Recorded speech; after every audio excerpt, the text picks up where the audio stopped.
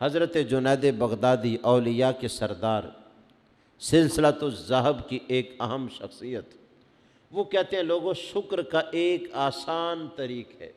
وہ کیا؟ جب بھی کوئی نعمت ملے تو یہ گمان غالب ہو میں اس نعمت کا حقدار نہیں ہوں۔ کسی کو مال مل گیا، کسی کو صحت مل گئی، کسی کو جوانی مل گئی، اولاد مل گئی، تو کہے میں اس کا حقدار نہیں تھا، اگر رب نہ دیتا تو میرا کوئی استحقاق نہیں تھا، فقط اس کا فضل ہے کہ اس نے مجھے یہ دیا ہے۔ جس بندے کے ذہن میں یہ بات آ جائے، کوئی بھی نعمت ملے تو وہ کہے میں اس کا حقدار نہیں تھا، اللہ نے اپنی رحمت سے دی ہے، اس سے زیادہ واضح طریقہ شکر نہیں ہو سکتا۔ اور دل سے اس بات کو تسلیم کرے۔ کوئی عہدہ مل جائے، اپنے آپ کو اس کے قابل نہ سمجھتا ہو، رب کی نعمت سمجھ کے قبول کر لے۔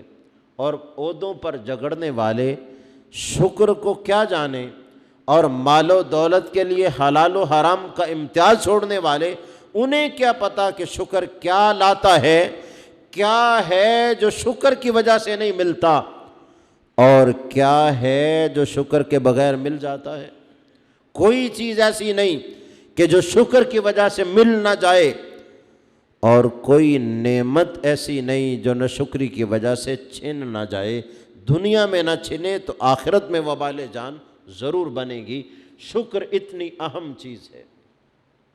اب ذرا ہم اپنی زندگیوں پر نظر دوڑائیں تو سوچیں، جتنے اسباب حیات ہمارے پاس موجود ہیں، اللہ نے جس قدر ہمیں مال سے، دولت سے، صحت سے، جوانی سے، عقل و دانش سے، علم و عمل سے نواز رکھا ہے، کیا یہ ساری چیزیں ایسی ہیں کہ ہم ذاتی طور پر اس کا حق رکھتے تھے؟ ایک غریب غربت میں پس رہا ہے تو اس نے کون سی غلطی کی ہے کہ وہ غریب ہے، اور ہم سے کون سی بہتری ہو گئی کہ ہم امیر ہیں؟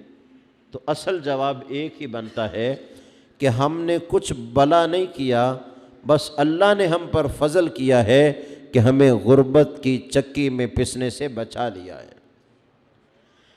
بیمار آدمی نے کون سی خطا کھائی ہے کہ وہ بیماری میں ہی مبتلا ہے، صحت کی طرف نہیں آ رہا، اور ہم کون سی غذا کھاتے جا رہے ہیں کہ صحت مند ہیں؟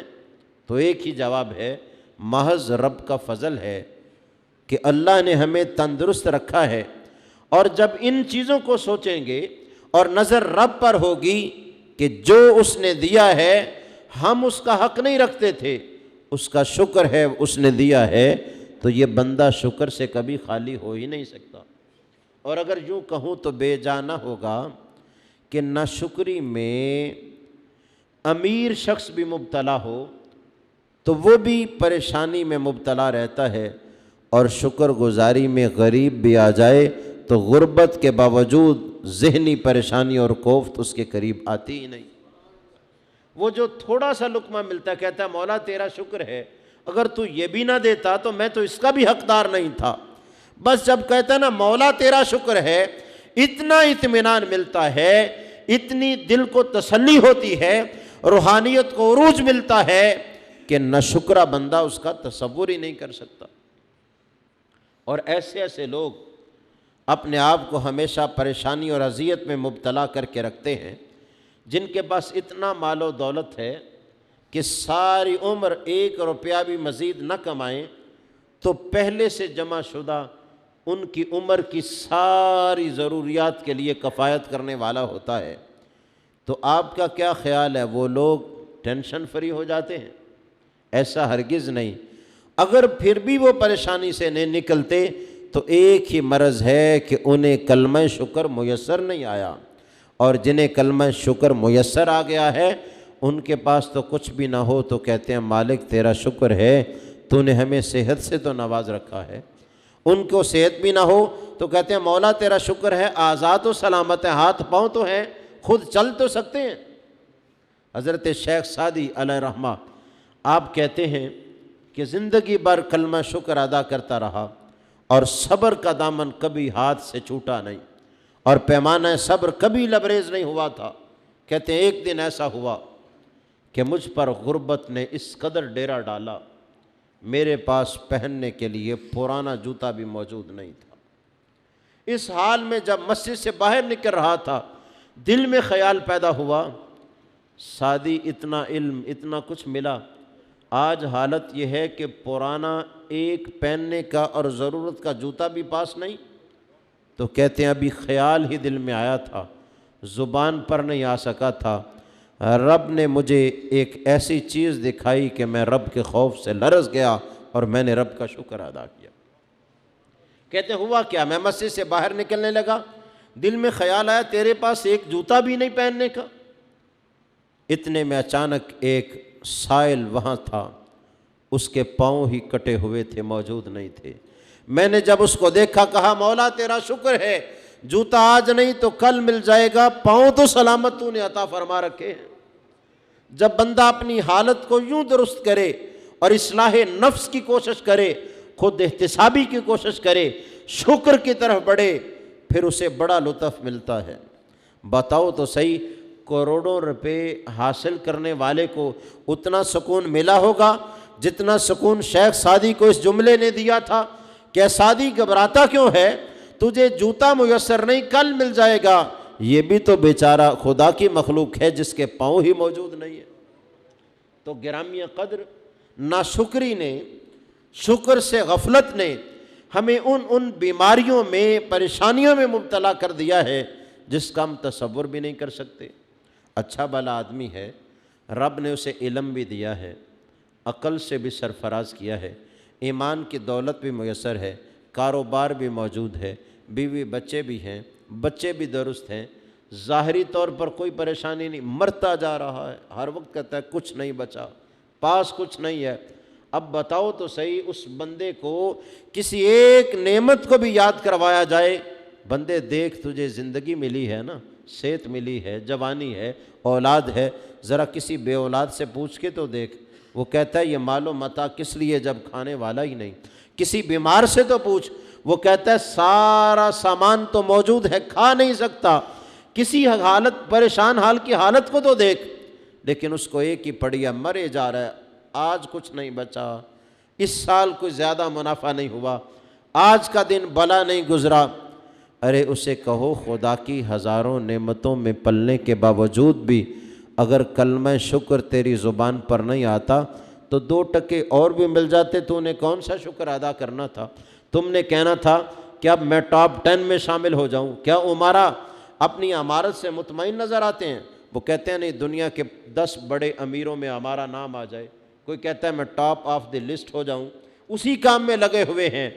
ارے آقا علیہ السلام نے تو ہمیں سمجھایا تھا، قلیل تطیق شکرہ خیر من کثیر لا تطیق شکرہ۔ سرکار نے فرمایا تھا تھوڑا مال جس پر تم شکر ادا کر سکو، اس زیادہ انبار اور ڈھیر مال سے بہتر ہے جس پر تم سے شکر ادا نہ ہو۔ اگر مال کے ڈھیر لگ گئے اور شکر ادا نہ ہوا تو کیا فائدہ؟ لیکن اگر کھانے کے لیے ایک بھی لقمہ ملا ہے، پیٹ تو نہیں بھرا، شکر کا کلمہ کہہ کے تو دیکھ، روح کو بھی سکون ہو جائے گا اور جسم کو بھی راحت میسر ہو جائے گی۔ گرامی قدر، آج بہت زیادہ ضرورت ہے کہ لوگ معیشت کے رٹ پر اس طرح اس سیلاب میں بہہ رہے ہیں کہ کوئی اچھے اور برے کی تمیز باقی نہیں ہے، ہر کام اونلی فار دا فائنانس ہے۔ بڑا وہی ہے جس کے پاس مال زیادہ ہے، علم والا وہی ہے جس کے پاس مال زیادہ ہے، بادشاہ وقت وہی ہے جس کے پاس مال زیادہ ہے۔ اس دوڑ نے ہماری قوم کو تباہ و برباد کر دیا ہے۔ ارے مال کی کثرت میں سکون ہوتا تو قارون کو کبھی بھی خزانوں سمیت زمین میں دنسایا نہ جاتا۔ رب کا شکر ادا کریں کہ رب نے زمین پر ہمیں قائم رہنے کے لیے مہلت دے رکھی ہے اور ضروریات بھی پوری ہو رہی ہیں۔ چلو کوئی 2 لقمے کم کھاتا ہوگا، کوئی زائد کھاتا ہوگا، رب نے سامان زیست اور معاجش تو ہم سب کو عطا فرما رکھے ہیں۔ تو ہم اپنے آپ کو خود بخود ایسی مرض میں مبتلا نہ کریں جس کا کوئی علاج ہی نہ ہو۔ قرآن دیکھیے، سورہ سبا میں سبا والوں کی اللہ نے مثال دی اور کہا لَقَدْ كَانَ لِسَبَإٍ فِي مَسْكَنِهِمْ آیَةٌ۔ فرمایا سبا بستی والوں کے لیے ان کی بستی اللہ کی قدرت کی بڑی نشانی ہے۔ کیسی نشانی؟ جنتان عن یمین و شمال، جس راستے سے وہ گزرتے تھے نا، جو ان کے راہ گزر تھا، اس کے دائیں جانب بھی باغات تھے اور بائیں جانب بھی باغات تھے۔ اتنے زیادہ باغات تھے کہ کوئی بڑا ٹوکرا سر پہ رکھ کے چلتا تو وہ پھلوں سے بھر جاتا، لد جاتا۔ اتنے باغات تھے، کوئی بھوکا وہاں سے گزرتا تو وہ سیر ہو جاتا، اور قدرتی تھے، کسی کو اس پر ملکیت حاصل نہیں تھی، ہر بندہ کھا رہا تھا، وہ ختم ہونے کو آتے ہی نہیں تھے۔ دنیا میں کوئی ایسی بستی ہے تو دکھائیے نا۔ لوگ اپنی محنت سے مصنوعی اور آرٹیفیشل بہت کچھ تیار کرتے ہیں، لیکن ذرا سوچئے سبا والوں کے لیے اللہ نے کتنی نعمت رکھی تھی۔ تھوڑے تھوڑے وقفے پر ٹھہرنے کی جگہ ہے، قدرتی، ہر جگہ پر دو رویہ باغات ہیں، باغات میں ہر قسم کا پھل ہے، تازہ، خود گرتا ہے، گرانا نہیں پڑتا، اوپر سے اتارنا نہیں پڑتا، گویا قدرتی ضیافت ہے، بندہ چلتا ہے ضیافت اس کے سامنے آ رہی ہے۔ اور آگے رب نے کیا کہا؟ آگے یہ بھی کہا کُلُوا مِن رِزْقِ رَبِّکُمْ وَاشْکُرُوا لَہ، رب کا رزق کھاتے جاؤ اور اس کا شکر ادا کرتے جاؤ۔ کہا تمہاری کوئی ذمہ داری نہیں اس کو پانی دینا ہے، یہ ذمہ داری نہیں کہ ان باغات کو تم نے محنت کے ساتھ سجانا ہے، بس تم کھاؤ اور کہو یا اللہ تیرا شکر ہے، کھاتے جاؤ، ہمیشہ کھاتے جاؤ۔ کئی سال گزر گئے، عرصہ گزر گیا، قومیں گزر رہی ہیں، باغات ہیں اور ایسے ہی ہیں، تر و تازہ ہیں، ہمیشہ پھل دیتے ہیں، اور کسی نہ کسی درخت نے اپنا پھل جاڑتے رہنا ہے، لوگوں میں سے کسی کو کمی نہیں آ رہی۔ آگے سنیے رب کیا کہتا ہے۔ رب کہتا ہے بلدۃ طیبہ، پاکیزہ شہر ہے۔ پاکیزہ شہر کا سادہ مفہوم یہ سمجھ لیں کہ مریض بھی وہاں سے گزرتا ہے تو شفا یاب ہو جاتا ہے، کمزور گزرتا ہے طاقتور ہو جاتا ہے، بھوکا گزرتا ہے سیر ہوتا ہے۔ اور اللہ نے یہ سبا والوں کو سب کچھ دیا تھا نا، اور سورہ سبا میں اسی کا تذکرہ ہے۔ فرمایا بلدۃ طیبہ، شہر بھی بڑا پاکیزہ، ورب غفور، اور رب بھی بخشنے والا۔ کہا رب نے تمہیں دنیا میں نعمتیں دی ہیں نا، تو آخرت میں بخشش کا وعدہ بھی ہے، تم نے کیا کرنا ہے؟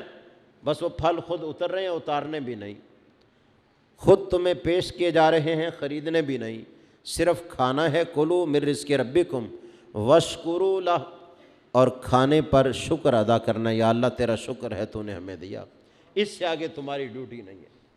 اور آگے کہا بلدۃ طیبہ، پاکیزہ شہر، اچھی آب و ہوا، ورب غفور، اور رب بھی بخشنے والا، اتنا مہربان۔ اب ہوا کیا؟ فَأَرَادُوا فَأَرْسَلْنَا عَلَيْهِمْ سَيْلَ الْعَرِمِ، ان سے زیادہ دیر رہا نہ گیا، اور غریب اور امیر کا فرق مٹتا ہوا دیکھ کر عمارہ سے رہا نہ گیا، اور انہوں نے کیا کہا؟ رب کہتا ہے فَقَالُوا رَبَّنَا بَاعِدْ بَيْنَ أَسْفَارِنَا وَظَلَمُوا أَنفُسَهُمْ، امیر بولے یا اللہ اس شہر میں تو غریب اور امیر کا فرق ہی مٹ گیا ہے، بڑے مالدار اور غریب میں کوئی فرق نہیں، اور جب سفر کرتے ہیں تو سفر میں بھی کوئی فرق نہیں، نہ ہم تو شادان ساتھ لے کے چلتے ہیں نہ وہ لے کے چلتے ہیں، پتہ ہی نہیں چلتا غریب کون ہے امیر کون ہے، اور پھل انہیں بھی مل رہے ہیں ہمیں بھی مل رہے ہیں۔ اے اللہ باعث بین اسفارنا، تھوڑے تھوڑے وقفے پر یہ بستیاں ہیں، اتنا رونق والا سرسبز و شاداب علاقہ ہے، دو رویہ باغات ہیں، اور خود سے خود رو ہیں، اور سب کو پھل دے رہے ہیں۔ اے اللہ ہمارے سفروں میں دوری پیدا کر، یہ آسانی مٹ جائے، پھر جب سفر کریں تو پتہ چلے غریب کون ہے امیر کون ہے، ہماری شان و شوکت ہو، ٹھاٹھ باٹ ہو، لوگ راستے میں ہم سے مانگ کے گزارا کریں۔ رب نے کہا وَظَلَمُوا أَنفُسَهُمْ، انہوں نے اپنی جانوں پر ظلم کیا۔ تو گرامیہ قدر اب دیکھیے مل تو سب کو رہا تھا، غریب نے تو ناشکری نہیں کی تھی، امیر نے ناشکری کی تھی، اور بدلے میں اللہ نے دونوں باغات کو کانٹوں والی جھاڑیوں میں تبدیل کر کے ختم کر دیا۔ فرمایا لو اب محنت کرو، کماؤ اور کھاؤ، اور تمہیں رب کی نعمت پر شکر کرنا نہیں آتا، اس لیے اللہ نے تم سے اپنی نعمت کو ہی چھین لیا ہے۔